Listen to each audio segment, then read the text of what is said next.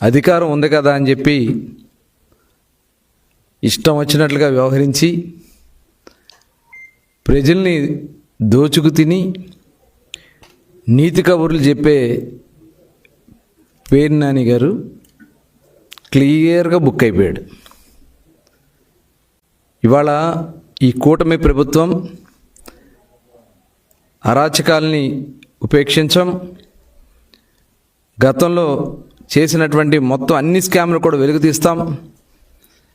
ఈరోజు మీరు చేసినటువంటి మీ తప్పిదాలే మిమ్మల్ని నడి రోడ్డు మీద బట్టలు తీసి నిలబెట్టాయి.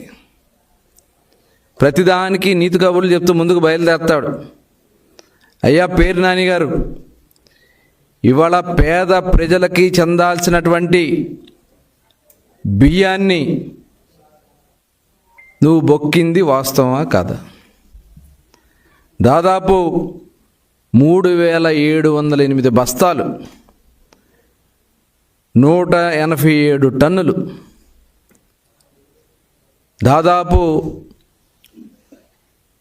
90 లక్షల రూపాయలు ఖరీదు చేసే బియ్యాన్ని లారీలు నీ సొంత గోడౌన్స్ నుంచి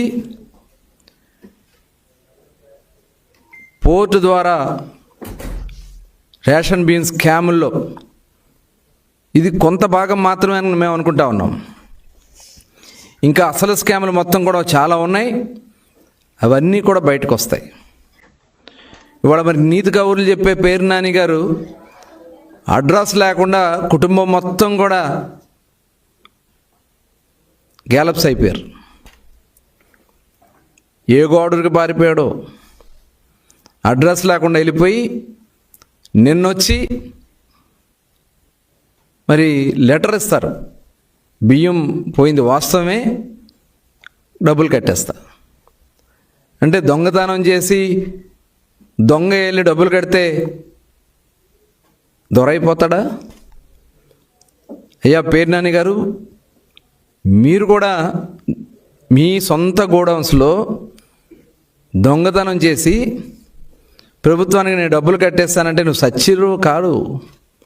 చట్టం ఊరుకోదు. చట్టం మిమ్మల్ని ఖచ్చితంగా ఇవాళ మీ అవినీతి దాహానికి మీ ఆడవాళ్ళని కూడా తీసుకొచ్చి రోడ్డు మీద నిలబెట్టారు కదయ్యా.